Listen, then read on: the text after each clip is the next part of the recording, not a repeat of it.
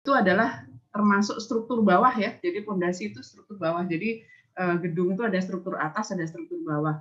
Nah, pondasi ini adalah struktur bawah. Jadi fungsi pondasi itu adalah untuk menyalurkan beban-beban yang berasal dari kolom, kemudian disalurkan ke tanah tanpa terjadi keruntuhan. Jadi ini ya proses pembebanan atau beban itu bekerjanya pertama diterima oleh plat terlebih dahulu. Jadi beban-beban yang bekerja pada plat terlebih dahulu, kemudian disalurkan ke balok, balok disalurkan ke kolom, kolom baru disalurkan ke pondasi. Jadi kolom tidak membebani balok ya. Jadi kebalik, ya, kolom itu bukan membebani balok, tapi balok yang membebani kolom. Walaupun misalnya balok lantai 1, nah kalau mendesain struktur, jangan sampai kolom itu membebani balok, karena nanti pasti akan terjadi kekakuannya akan terputus ya, jadi tidak menerus, kekakuannya tidak menerus. Jadi contoh misalnya kolom lantai 1, kolom lantai 2 numpu ke balok, jadi tidak menerus. Nah itu nanti bisa menimbulkan soft story. Soft story itu adalah ini ya, terjadi keruntuhan, terutama kalau terjadi beban gempa. Karena apa? Karena kekakuan kolomnya tidak menerus. Jadi itu. Ya, jadi bisa Anda bayangkan misalnya kolom lantai 1, kemudian kolom lantai 2 numpu ke balok sampai ke atas. Bisa Anda bayangkan bebannya terkonsentrasi pada balok. Beban terpusat terkonsentrasi pada balok. Itu sangat berbahaya, sangat berbahaya. Ya, jadi itu bisa terjadi keruntuhan. Nah, itu ya. Jadi itu ya, anak D4 kemarin beberapa waktu yang lalu ada yang mengambil skripsi atau tugas akhir itu meneliti kondisi soft story seperti itu kalau terjadi kolom tidak numpuk ke kolom ya. Jadi kolom lantai di atasnya tidak menumpuk kolom di bawahnya, jadinya tidak menerus. Jadi kolomnya itu numpuk ke balok. Nah, itu berbahaya, terjadi keruntuhan yang lebih cepat menyebabkan kolapsnya suatu bangunan. Jadi kalau membuat kolom harus menerus ya, pesan saya seperti itu, harus menerus kolomnya. Usahakan kolom tidak menumpuk ke balok. Kalau kolom praktis tidak masalah, karena kolom praktis itu fungsinya adalah sebagai pengaku dinding. Sebagai pengaku dinding kalau kolom praktis. Jadi kolom praktis itu dipasang kapan?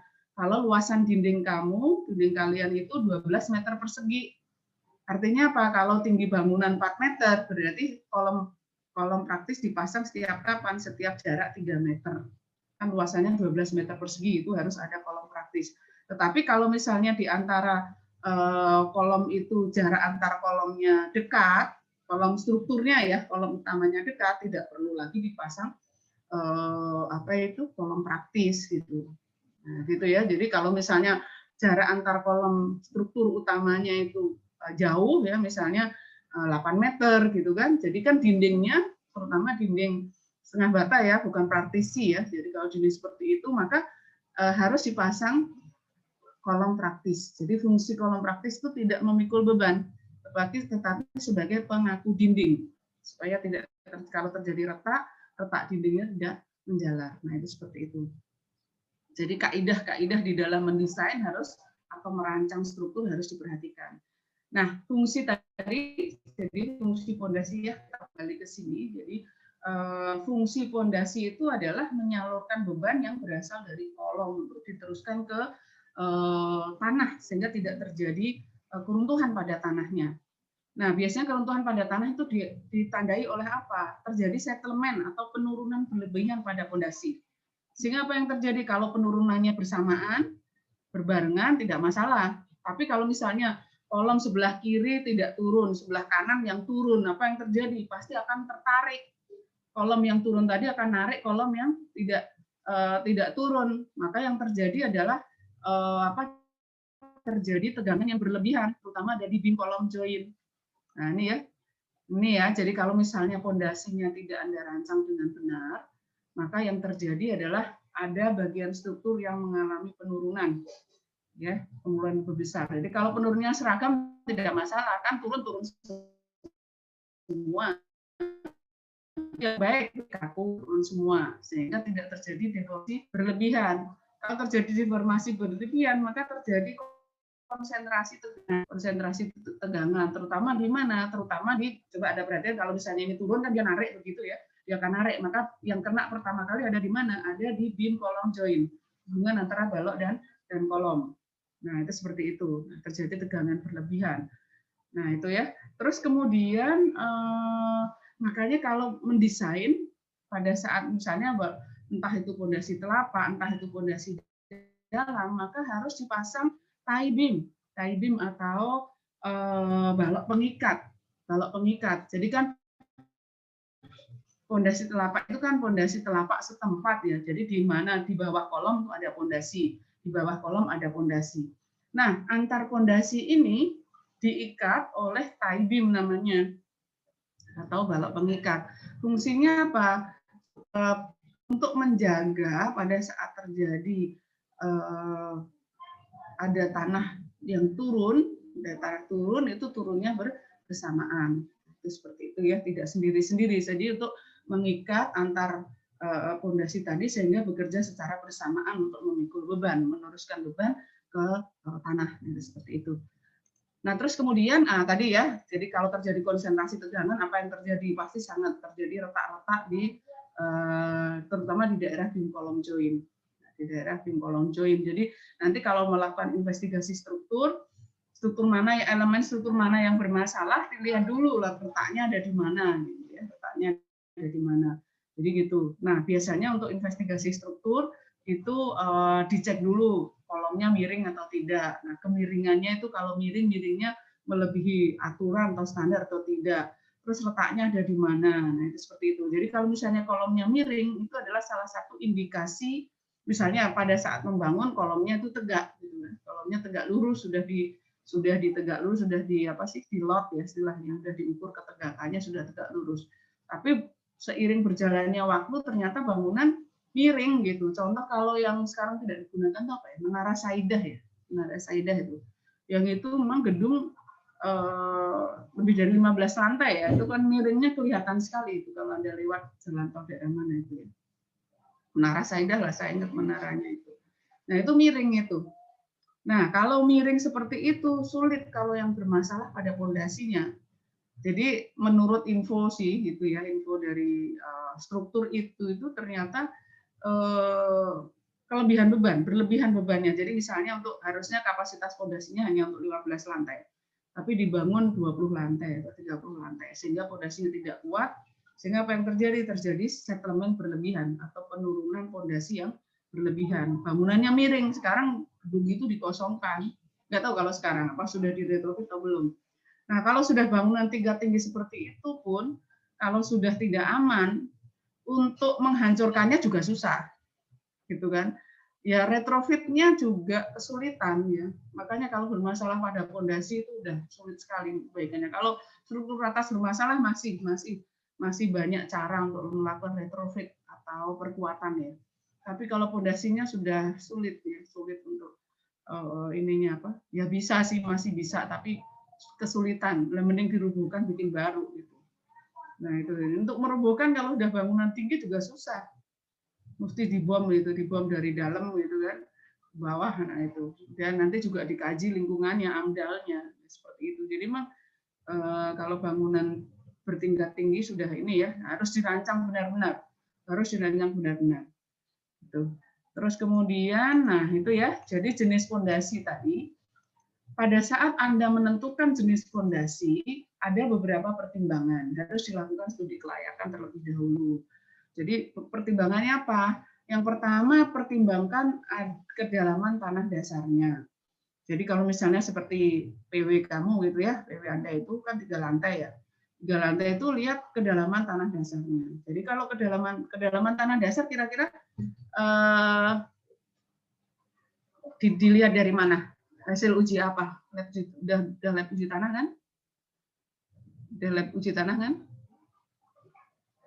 Arni lagi mau ini close dulu karena lalu lintasnya rame.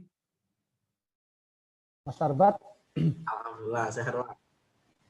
Halo Mas Ketut. Waalaikumsalam. Budi. Halo Mas Ariandi.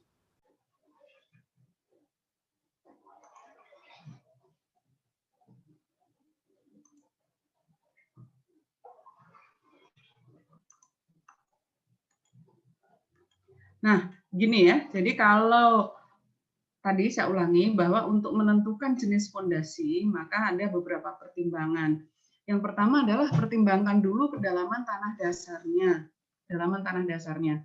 Coba data kedalaman tanah dasarnya itu kan Anda udah dapat lab uji tanah ya? Itu datanya didapat dari mana? Dapat dari mana? Datanya kan PW nih. Kalau Anda mau mendesain fondasi, itu didapat dari mana tuh? Dari lapisan tanah keras, Ibu. Ya, nama ujinya apa? Jadi kamu nanti kalau mendesain tuh kan ini ya, misalnya Anda sebagai konsultan gitu kan, nanti harus ada dapat dari data tanah. Itu ujinya apa namanya? Sondir, Bu. Sondir, Bu. Sondir. Oke. Ya, jadi dari data sondir ya, dari data sondir. Nah, itu ya dari dasar data sondir nanti akan kita ketahui kedalaman tanah dasarnya, kemudian ada parameter-parameter tanahnya. Kemudian ada nilai SPT, nilai apa itu, uji-uji tanah itu ya. Jadi itu adalah data-data yang dibutuhkan untuk mendesain fondasi. Nah, dari uji sondir nanti akan diketahui kedalaman tanah, kemudian akan dapat dihitung daya dukung dan keseragaman tanah. Nah, ini ya, jadi nanti ini pada saat nanti PW atau nanti sudah bekerja, maka untuk mendesain fondasi harus ada mendapatkan data-data tanahnya. Jadi sondirnya sampai ketemu kedalaman tanah kerasnya ya, sampai ketemu kedalaman tanah kerasnya. Nah, itu terus kemudian kalau misalnya ternyata tanah dasarnya itu cukup dangkal, bangunan Anda ini ya bebannya tidak terlalu besar, artinya misalnya hanya bangunan 3 lantai, kemudian kedalaman tanah di dasarnya dangkal, terus kemudian daya dukungnya tinggi, daya dukung tanahnya tinggi, maka kalau misalnya Anda harus cukup menggunakan fondasi dangkal, atau misalnya fondasi telapak itu adalah fondasi dangkal. Nah, terus kemudian kalau misalnya walaupun 3 lantai atau 2 lantai, tapi kedalaman tanah dasarnya dalam, contohnya apa? Daerah-daerah Kalimantan pun jenis tanahnya gambut. Terus kemudian ini ya, daya dukung tanahnya jelek, gitu ya, kecil, daya dukung tanahnya kecil, maka walaupun bangunan Anda itu hanya lantai, tetapi mau tidak mau kalau seperti itu harus menggunakan fondasi tiang, ya, fondasi tiang. Bisa menggunakan mini pile, tiang pancang, atau bisa menggunakan bore pile, gitu ya, atau Strauss, ya, fondasi Strauss. Nah, itu seperti itu. Jadi untuk memilih itu. Nah, tapi kalau misalnya daya dukung tanahnya baik, tapi bangunan Anda bangunan bertingkat tinggi, misalnya lebih dari 4 lantai. Nah, itu sudah tidak ini, kalau menggunakan fondasi dangkal nanti boros.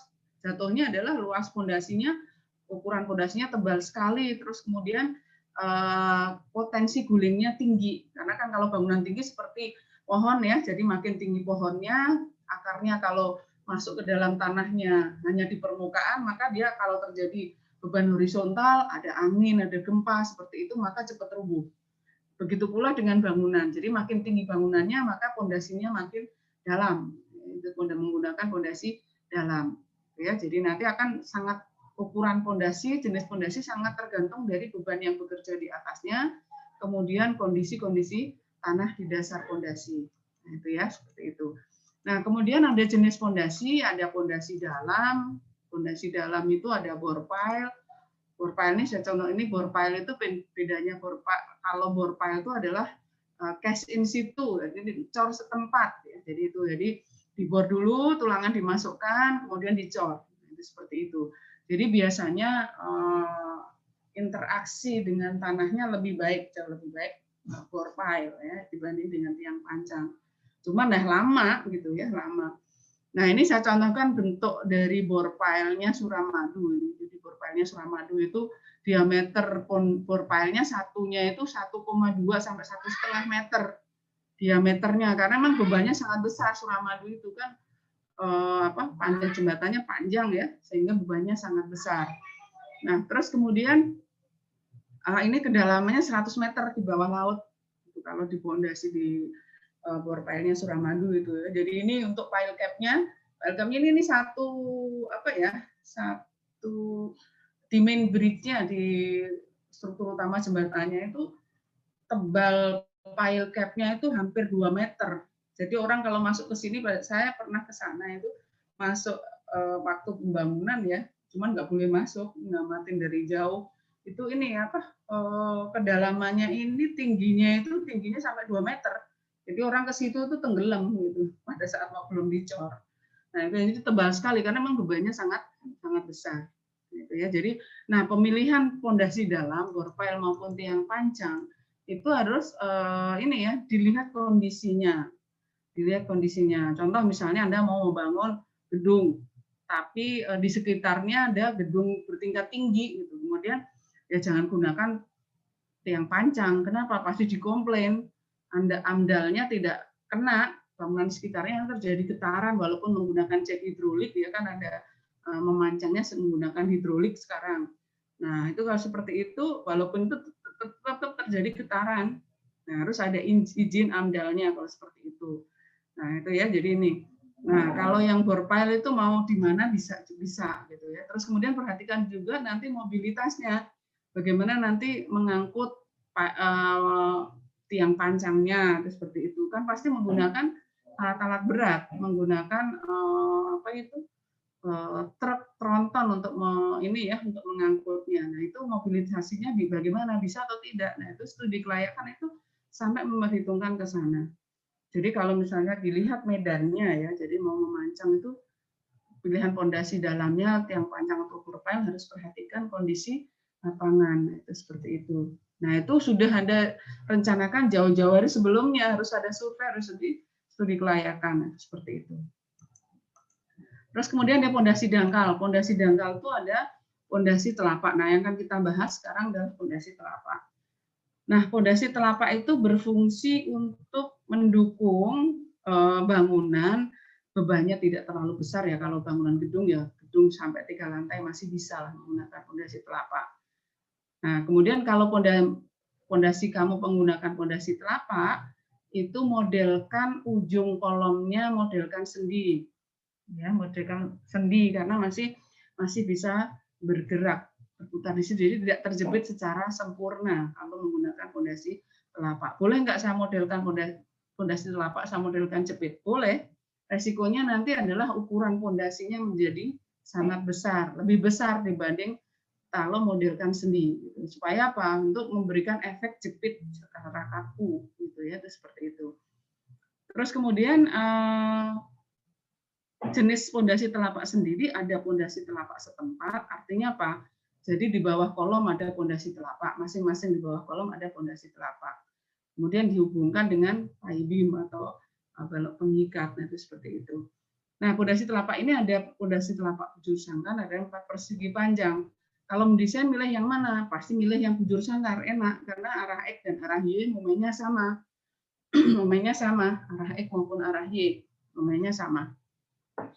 Sehingga sekali ngitung kalau pondasi telapak bujur sangkar 4 persegi panjang karena momen arah X dan momen arah Y-nya berbeda, maka untuk menghitung penulangan untuk memikul momen 2 kali gitu ya, arah X dan arah Y itu seperti itu. Nah, bujur sangkar dan 4 persegi panjang gimana? Tergantung kondisi bangunan kamu, gitu kan? Tergantung. Nah, kalau misalnya bangunannya sudah mepet dengan tanah orang lain, kemudian dipepetkan gitu ya, sudah dindingnya itu, kan nggak mungkin pondasinya masuk ke tanah orang lain. Nah, mau tidak mau kan harus ada pangkas di pondasi tepi. Nah, kalau seperti itu, dia ini apa? Jadi sangat tergantung dengan pondasi bujur sangkar atau persegi panjang. Kalau tanahnya masih ini ya masih luas gitu ya, tidak terbatas gitu, menggunakan pondasi bujur sangkar lebih enak, lebih mudah mendesainnya seperti itu. Nah ini adalah bentuk dari pondasi bujur sangkar. Nah saya contohkan gini.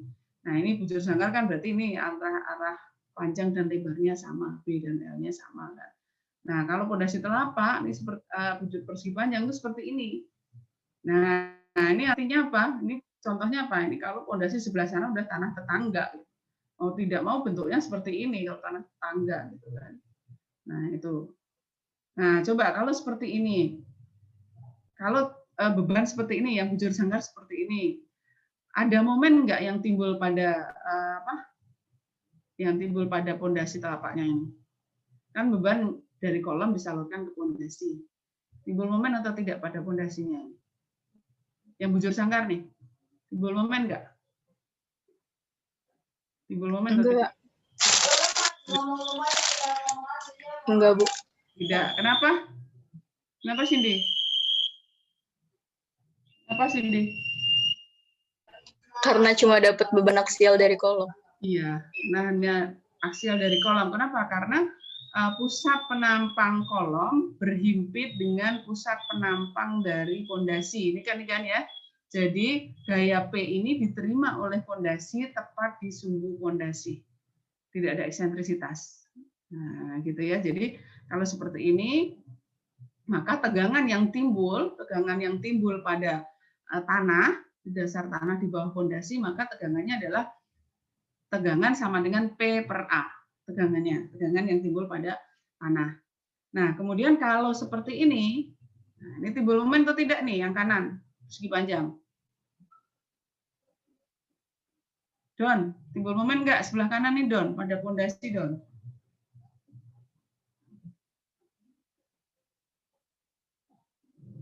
Timbul momen atau enggak Don ini?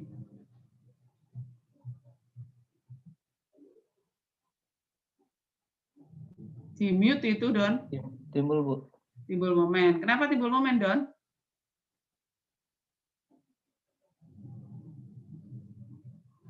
Kenapa timbul momen? Bandingkan dengan sebelah kiri. Kenapa timbul momen?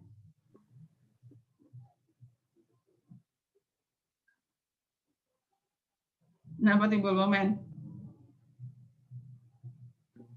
Karena bukan hanya ada aksial doang, Bu.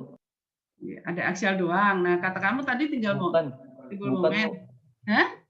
Bukan hanya aksial doang. Terus bukan hanya aksial ada aja. rotasinya itu, Bu.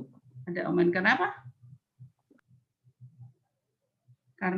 Kenapa ada momen? Kenapa ada momen?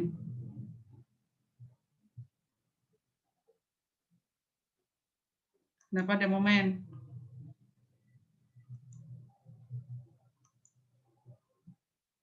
Kenapa ada momen? Mufli, kenapa ada momen Mufli? Ya, Bu. Ya, kenapa ada momen nih yang sebelah kanan nih? Yang persegi panjang nih. Ada rotasinya bukan, Bu? Ada apa? Rotasi. Rotasi. Enggak, ada apa? Ada eksentrisitas. Ya, Bu. Ada eksentrisitas. Kan ini kan beban P-nya kan bekerja di kolom. Dari kolom diteruskan ke pondasi.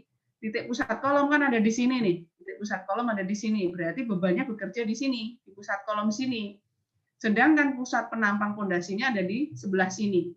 Nah, itu kan berarti ada eksentrisitasnya ada E. Ada eksentrisitas. Jadi ada E, eksentrisitas. Sehingga timbullah momen pada pondasi. Pada ujung kolom bawah timbul momen. Kenapa? Karena ada eksentrisitas beban dari kolom ke pondasi sehingga timbul momen. Maka tegangan yang akan timbul pada pondasi apa tegangan yang akan timbul?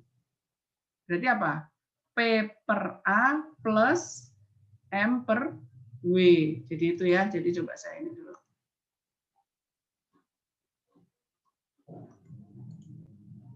Nah, jadi ini ya, jika ada momen ya. Jika ada momen, jika tidak ada momen. Tegangan ya, tegangan yang timbul. Tegangan yang timbul pada pondasi jika tidak ada momen, jika tidak ada eksentrisitas beban atau tidak ada momen, maka tegangan itu simbolnya apa ya? Simbolnya insert. Simbol tegangan itu mana sih simbol tegangan ya? Simbol tegangan bentar. Simbol tegangan bentar. Nih, simbol tegangan itu maka simbol saya tulis saja deh tegangannya nih, tegangan. Simbolnya tol itu ya. kesulitan to itu, maka P per A. P per A. P itu apa? Gaya aksial yang berasal dari kolom, ujung kolom bawah. Jadi P itu adalah gaya aksial pada ujung kolom bawah. P. A itu adalah luas pondasi. Nah, saya kasih keterangan. P itu adalah gaya aksial pada ujung kolom bawah. Kolom bawah. Terus A, luas pondasi. Luas pondasi. Nah, gitu ya. Oke, nah terus jika ada eksentrisitas. Atau ada momen ya, ada momen, maka tegangannya sama dengan nih P per A plus M per W. Nah, tadi PA udah ya, M itu adalah momen yang timbul pada pondasi.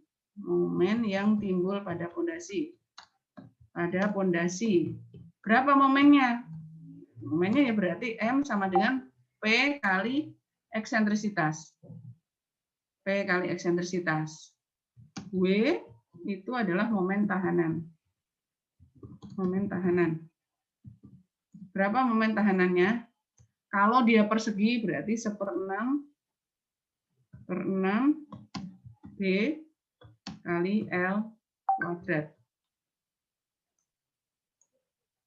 L-nya L kuadrat ya. Ini kuadratnya, bikin kuadratnya gimana sih?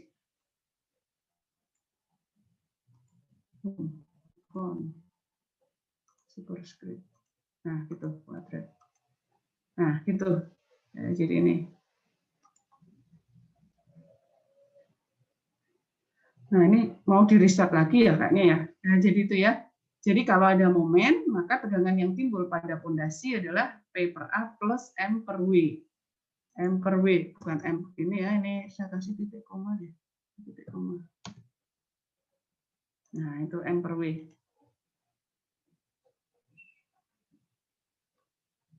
Kalau tidak ada momen, maka tegangan yang timbul pada tanah atau pada pondasi maka P per A. Kalau ada momen, maka P per A plus M per W. Momennya berapa? Ya gaya aksial kali eksentrisitasnya. Nah, gitu. Sampai sini ya, itu ya. Bentar. Tadi sampai mana?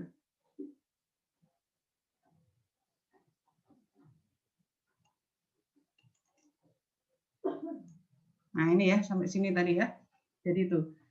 Terus kemudian, jadi kalau yang sebelah kanan, kalau yang sebelah kiri tegangan yang timbul adalah P per A, sebelah kanan tegangan yang timbul adalah P per A plus M per W. Nah, gitu ya. Nah, kemudian ini adalah bentuk-bentuk pengulangan. Saya kira kepada saat praktek beton kan Anda pasti membuat ulangan pondasi telapak ya. Nah, itu jadi itu seperti ini. Saya kira karena kan sudah praktek ya, sudah ini ya, sudah membuat, kemudian sudah tahu. Nah, seperti itu. Nah, kemudian kalau pondasi telapak gabungan itu kapan? Kalau misalnya jarak antar kolomnya dekat sehingga pondasi telapaknya bertemu. Nah, itu disebut dengan pondasi telapak gabungan. Nah, bagaimana sehingga P-nya di mana? Kan P-nya ada di 2 kolom. Sehingga P yang diperhitungkan untuk pondasi telapak gabungan yang mana? Ambil resultan gaya P-nya. Berarti ada di mana? Ada di tengah-tengah pondasi. Nah, itu berarti hitung resultan gaya yang timbul pada kolom. Seperti itu. Nah, kemudian ada telapak gabungan trapesium bentuknya kapan? Ini kalau sebelah sini tanahnya tetangga, sehingga mau tidak mau kita buat telapak gabungan trapesium seperti ini.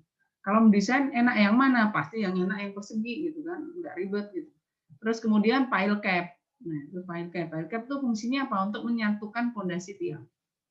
Jadi untuk menyatukan kepala-kepala tiang sehingga nanti diterima ke tanah dia bersamaan ya gitu. Terus kemudian mekanisme keruntuhan yang timbul pada pondasi telapak itu adalah ini seperti ini ya. Jadi ini yang dinamakan terjadi karena geser pons. Jadi geser pons. Jadi geser pons itu kapan? Itu disebut dengan geser 2 arah. Jadi kalau melenturnya itu terjeblos, pondasinya terjeblos. Nah, itu membentuk sudut 45 derajat. Jadi terjeblos. Jadi kan itu pondasi seperti tipis gitu ya.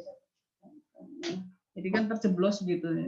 Jadi ini seperti ini, terus kemudian ada pondasi, saya anggap ini pondasinya ada di sini gitu kan, dan itu terjeblos gitu, terjeblos ke bawah. Itu namanya rusak karena terjadi geser pons. Ini pondasinya terjeblos. Jadi terjeblosnya dalam dua arah seperti itu. Nah, kemudian tegangan yang timbul tadi sudah saya terangkan ya, bahwa tegangan yang timbul pada pondasi kalau ada momen dan tidak ada momen. Nah, dianggap tegangan yang timbul itu merata ya, terdistribusi merata di tanah gitu, seperti itu. Nah, terus kemudian retak miring. Nah, ini yang menyebabkan kolom terjeblos gitu. Itu terjadi karena tidak kuat memikul geser pons atau geser dua arah. Terus kemudian kalau terjadi retaknya atau rusak pondasinya itu ada di ujung kolom, jadi di dekat kolom ya, jadi tepat di muka kolom, itu penyebabnya karena momen. Nah, itu ya. Jadi nanti saya jelaskan di sini. Nah, ini tadi sudah saya terangkan tadi bahwa kalau beban P-nya bekerja tepat di sumbu pondasi, jadi ada P, kan pondasi kan memikul beban yang berasal dari kolom. Dari beban dari kolom disalurkan ke pondasi, diterima pondasi tepat berhimpit dengan sumbu atau pusat penampang pondasi, maka tidak akan timbul momen. Maka tegangan yang timbul, nah simbol tegangannya seperti ini ya, P per A.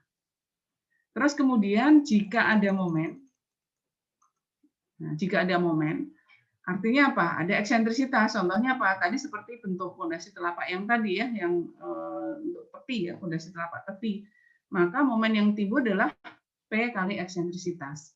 Kalau eksentrisitasnya kecil, lebih kecil dari L per 6, maka tegangan tarik pada pondasi seluruhnya dari bawah, tidak berbelok.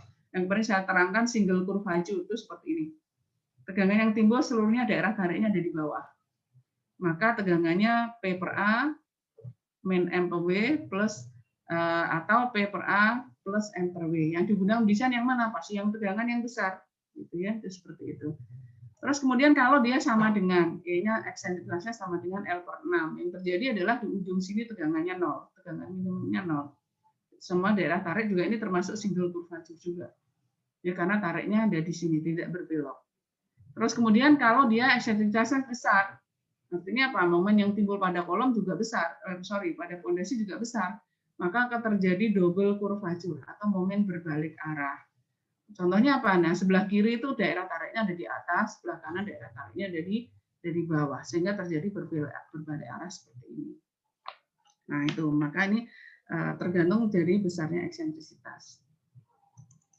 Kemudian kalau kita mau merencanakan perencanaan pondasi, maka empat-empatnya ini harus Anda lakukan. Pondasi itu harus kuat menahan geser, kuat menahan lentur. Geser itu ya gaya geser yang timbul pada pondasi. Kemudian kalau lentur berarti kuat menahan momen yang timbul pada pondasi. Terus kemudian mampu memindahkan gaya dan momen pada dasar kolom. Kemudian panjang penyaluran tulangannya. Nah, itu seperti ini. Terus kemudian kita bahas satu persatu bagaimana cara mendesain geser. Nah, jadi geser itu ada dua. Jadi kemungkinan terjadi rusak pada kolom karena geser itu ada dua. Yang pertama adalah geser lentur atau one way action atau geser satu arah. Artinya apa? Kalau terjadi keruntuhan, runtuhnya perhatikan yang saya tandain kuning ini. Jadi daerah kritis pada geser lentur, geser satu arah itu adalah sejauh D dari muka kolom. Sejauh D dari muka kolom. Nah, jauh D dari muka kolom. Ya, sejauh D dari muka kolom. Itu adalah ingat-ingat, daerah kritisnya adalah jauh D dari muka kolom. Sehingga luas penambang kritisnya yang mana? Yang daerah kuning ini. Jadi kalau terjadi kerusakan, rusaknya sejauh D, jadi rusaknya di ujung pondasi begini. Patah seperti ini di ujung pondasi. Yang kuning itu akan patah seperti itu. Di ujung pondasi. Nah, kuning itu akan patah. Nah, patahnya mulai dari sejauh D dari muka kolom patahnya. Jadi kalau pondasi rusaknya di ujung sejauh D dari muka kolom, maka itu karena geser lentur. Nah, karena untuk menahan geser pada pondasi maupun plat, itu kan pada pondasi maupun pondasi telapak maupun plat itu tidak bisa memasang sengkang. Karena apa? Sulit karena luasan. ya, tidak bisa memasang sengkang. Nah, sehingga daerah kan yang memikul geser itu kan beton dan tulangan geser. Tulang gesernya apa? Sengkang. Karena pada plat dan fondasi telapak tidak dipasang sengkang, maka risikonya adalah seluruh gaya geser ditahan oleh beton sendirian. Ingat-ingat, kalau pada plat dan fondasi telapak seluruh gaya geser ditahan oleh beton sendirian. Ditahan oleh beton sendirian. Kalau pada balok dan kolom yang nahan geser siapa? Beton dan tulangan geser atau sengkang. Nah, gitu ya. Nah, itu jadi itu sehingga resikonya apa? Resikonya fondasinya menjadi lebih tebal. Sehingga menjadi tebal. Kenapa? Karena untuk menahan geser. Nah, gitu. Karena apa? Karena beton tidak dibantu oleh tulangan. Karena beton sendirian bekerjanya untuk menahan geser. Nah, itu ya, jadi itu. Nah, terus berapa kekuatan gesernya? Nah, ini jadi kuat gesernya karena tadi yang menahan geser adalah beton sendirian. Nah, ini rumus ini sama pada saat seperti menahan gaya geser mendesain geser pada beton satu. Sama rumusnya. Jadi untuk mendesain geser ya sama aja, mau di pondasi telapak, mau di balok, mau di plat, mau di kolom, sama. Rumusnya sama. Jadi bahwa VC, V itu adalah simbol geser, C beton. Oh, berarti kekuatan geser yang berasal dari beton. Berapa nilainya untuk geser satu arah? Seperti beton, 1/6 akar evasen C B kali B. B-nya adalah B lebar fondasi. Lebar fondasi telapak. D. Di sini ada D. D itu juga sama. D itu berarti tebal efektif. Kalau fondasi ya tebal efektif fondasi. Nah, gitu ya. Jadi selalu simbolnya sama, beton itu. D itu berarti tebal efektif. Gitu ya. Terus kemudian bahwa untuk mendesain geser karena dia LRFD, metode perencanaan LRFD, jadi ingat VU dikatakan kuat, fondasi kuat kalau VU lebih kecil dari PVC. Kalau pada balok kemarin adalah PVN. VN-nya apa? VC plus VS, VC beton, VS ulangan geser atau sengkang. Nah, itu. Nah, karena tadi pada fondasi telapak tidak ada sengkang, tidak kita pasang sengkang, geser yang nahan beton sendirian, maka kekuatannya ya dari beton sendirian, sehingga VU-nya lebih kecil dari PVC. Paham ya sampai sini ya? Jadi itu. Karena kenapa kok nggak ada tulang geser? Memang tidak dipasang tulangan geser. Susah masangnya karena dia luasan, gitu ya. Jadi itu. Nah itu. Terus kemudian, nah itu P-nya, P untuk geser itu adalah 0,75. Kalau nanti baca peraturan jembatan, P untuk jembatan 0,70 peraturan jembatan. Kalau untuk gedung 0,75. Nah gitu. Terus kemudian tadi geser satu arah. Geser satu arah. Artinya kalau terjadi keruntuhan hanya satu arah gini. Patah di ujung pondasi telapaknya. Patah di ujung pondasi telapak. Nah, kalau geser pons atau geser dua arah atau aksi plat, kalau terjadi keruntuhan terjeblos, pondasinya terjeblos. Terjeblosnya sebelah mana ya? Ini yang saya lingkarin putih itu terjeblos. Nah, daerah kritisnya di mana? Sejauh D/2 dari muka kolom. D/2 dari muka kolom. Ingat-ingat itu nanti untuk menghitung VU. D/2 dari muka kolom, kata kuncinya itu. Ya, dalam dua arah, D/2 dari muka kolom. Nah, bagaimana VC-nya? Kuat geser dua arahnya. Nah, itu adalah ambil nilai terkecil dari rumus 1, 2, 3. Rumus 1, 2, 3. 1/2/beta itu ada di sini rumusnya, ada semua. 0 keliling kritis. Kalau keliling perangkat berarti ya keliling dari ini tadi, keliling dan di sini nih, keliling dari sini. Nah, berarti kalau keliling ini kalau misalnya saya arah X saya kasih arah X berarti ya keliling penambang kritisnya berapa? Ya berarti B kali L 2B keliling luas keliling ini. Jadi keliling ini ya, keliling di situ tuh. 2X plus 2Y. Nah, itu keliling di sini. Nah, X-nya berapa? Tinggal nanti dihitung matematika biasa kan caranya itu. Nah, itu adalah keliling penambang kritis. Ambil nilai terkecil dari 3 rumus itu. Nah, jadi dikatakan kuat kapan? Kalau VU lebih kecil dari PVC. Nah, jadi untuk geser tadi ada 2, geser satu arah atau geser lentur, yang kedua adalah geser pons. Gitu ya. Jadi nah, geser tadi semua walaupun baik geser satu arah maupun geser dua arah, itu adalah yang menahan adalah tebal pondasi ya, tebal pondasi. Sebentar saya angkat telepon dulu. Assalamualaikum ya Jul. Ya tuh zoom-nya payah nih. Nah tadi terhadap geser ya, geser lentur dan geser pons atau geser aksi dua arah. Jadi kuncinya kalau geser berarti kontribusinya kemana? Tebal pondasi. Jadi untuk menentukan tebal pondasi adalah mengeceknya menggunakan geser, desain geser lentur satu arah maupun geser pons. Nah, terus kemudian ini ada desain terhadap lentur. Kalau ada kalimat lentur tidak ada gesernya, ini kan lentur saja ya, berarti gadalannya pasti momen. Ya, jadi untuk memikul momen.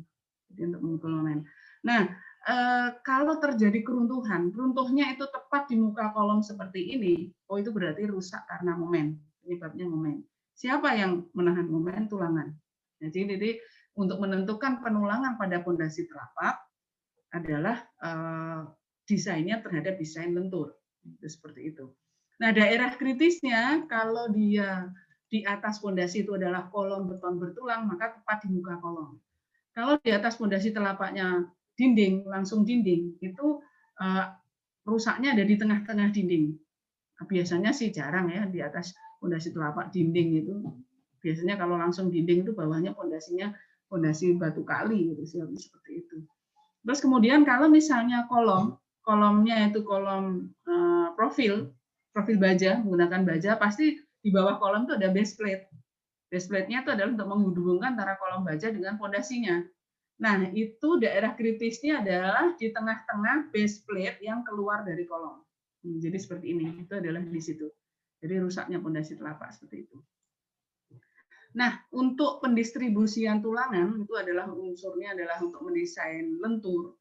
Kalau dia telapak satu arah bentuknya bujur sangkar, itu ya pondasi telapak bujur sangkar, baik arah X dan maupun arah Y itu dipasang sama, dipasang merata sama, karena momen arah X dan momen arah Y nilainya sama. Tetapi pada saat pondasi telapak 4 persegi panjang ini bedanya mendesain bujur sangkar dan 4 persegi panjang. Jadi kalau dalam arah panjang disebar merata. Terus kemudian dalam arah pendek, intinya apa? Intinya itu didistribusi di sekitar kolom, didistribusi di sekitar kolom. Ya, distribusi sekitar kolom. Jadi yang diperkuat adalah di mana? Di sekitar kolom ini. Pasang merata yang saya tandain merah ini. Jadi dipasang di situ. Nah, sisanya baru distribusi. Nah, itu seperti itu. Nanti ada contoh soalnya ya. Nah, ini nanti juga ada contoh soalnya, luas bidang. Jadi ini tebal minimum. Nah, ini tebal minimum pondasi telapak. Nanti kalau untuk PW mendesain pondasinya ya, tebal minimum pondasi telapak itu adalah D. D itu tebal efektif 150 mm. Nah, berarti tebal totalnya berapa? Coba masih ingat nggak tebal selimut beton untuk pondasi itu berapa minimum? Dan ingat nggak tebal pondasi, tebal selimut beton untuk pondasi telapak? Ingat nggak? Sofia, masih ingat nggak Sofia? Tebal minimum selimut beton untuk pondasi telapak. Berapa? Oke, kalau balok kolom berapa Sofia? Tebal minimum beton deckingnya atau selimut beton? Selimut beton atau beton decking? Berapa? 40 mili nggak sih? 40 mili atau 4 cm. Kalau plat berapa, Sofia? Kalau plat beton deckingnya atau tebal selimutnya minimum plat gedung di dalam ruangan 120. 120 itu mah tebal itu. Tebal platnya, tebal selimut. Tebal selimut beton untuk plat. Beton deckingnya. Untuk gedung ya. Di dalam ruangan terlindung. Berapa? PW-mu sudah mendesain plat belum? Sudah sampai mendesain plat kan? Harusnya sudah kalau minggu ini. Harusnya sudah pemodelan struktur itu kalau minggu ini. 20 mili, Bu. Kenapa? 20 mili. 20 mili. Ingat-ingat, Sofia, 20 mili atau 2 cm. Udah mendesain plat kok. Udah mau lulus, inget itu nanti kalau ini bikin beton deckingnya nanti itu kan. Ingat-ingat ya, ini angkanya tuh 20, 40, 70. 20, 40, 70 itu untuk beton decking. 20 itu plat di dalam gedung. Kalau di luar gedung itu apa? Contoh plat jembatan. Karena suhu panas dan seterusnya itu 3 cm atau 30. Kalau gedung 20 atau 2 cm, 2 cm. Kalau balok kolom 40, 4 cm. Kalau pondasi telapak 70. 70 ya. Jadi kalau 70 berarti tebal pondasi telapak minimum berapa jadinya? 22 cm atau 220 mili itu tebal pondasi telapak minimum. Ini adalah D ya. D. D minimum lebih dari 150. Berarti H minimum berarti 150 ditambah P ditambah tebal selimut beton. Betonnya 70, jadi 220. Nah, kalau pile cap D-nya harus lebih dari 30 cm atau 200 mili. Sehingga hanya tebal minimum untuk pile cap adalah 370. Ya, gitu ya. Jadi ini D ya, jadi bukan tebal total. D itu tebal efektif. Itu tebal pondasi telapak. Nah, ini ya nanti yang lain untuk pemindahan gaya dan momen nanti dicontoh soal saja ya. Contoh soal saja. Nah, nanti ini penulangannya seperti ini. Nah, insya Allah minggu depan lah itu ininya apa? Contoh soalnya ya. Nanti saya share aja di e-learning contoh soalnya. Nah, itu. Ada pertanyaan mungkin? Ada pertanyaan? Untuk materi pondasi contoh soalnya minggu depan saja. Ada pertanyaan? Nah, nanti tugasnya dikumpulkan pada saat UAS itu adalah mendesain pondasi telapak. Desain pondasi telapak. Data gaya dalam, data ujung kolom itu ambil dari data PW kamu. Kalau sudah yang selesai memodelkan, nah itu ambil salah satu kolom, ujung kolom P-nya. Nah itu desain. Sehingga nanti pas PW kamu udah ada rumus-rumusnya, bikin di Excel kan tinggal meneruskan itu. Nah sekaligus mengerjakan tugas, sekaligus mengerjakan PW. Jadi tugasnya adalah mendesain pondasi telapak, masing-masing PW kamu ambil salah satu kolom saja. Ambil salah satu kolom. Dikumpulkan pada saat UAS. Nah, contoh soalnya nanti saya share di e-learning. Ya. Gitu. Ada pertanyaan mungkin? Ada pertanyaan? Bu, jadi cara ngerjain itu mengikuti contoh soal yang akan Ibu kirim? Iya, iya. Oke, Bu. Iya. Ada pertanyaan? Saya kirim nanti untuk pertemuan berikutnya. Insya Allah besok lah kalau ini. Tolong diingatkan saya. Tolong diingatkan, kadang-kadang saya suka lupa. WA sudah diingetin juga karena banyaknya WA suka lupa juga, nggak kebaca, malah diingetin lagi. Gitu. Saya bisa buka WA itu kadang-kadang kalau udah malam gitu, kalau udah ini. Kalau siang ke kampus banyak melayani tamu karena ada tugas tambahannya. Saya kira itu. Mungkin saya kira itu. Kalau tidak ada pertanyaan, kita lanjutkan insya Allah minggu depan ya, masih ada satu kali pertanyaan. Baik, Bu. Oke. Ya, tetap jaga kesehatan ya. Terima kasih. Assalamualaikum warahmatullahi wabarakatuh. Waalaikumsalam. Terima kasih, Bu. Terima kasih, Bu.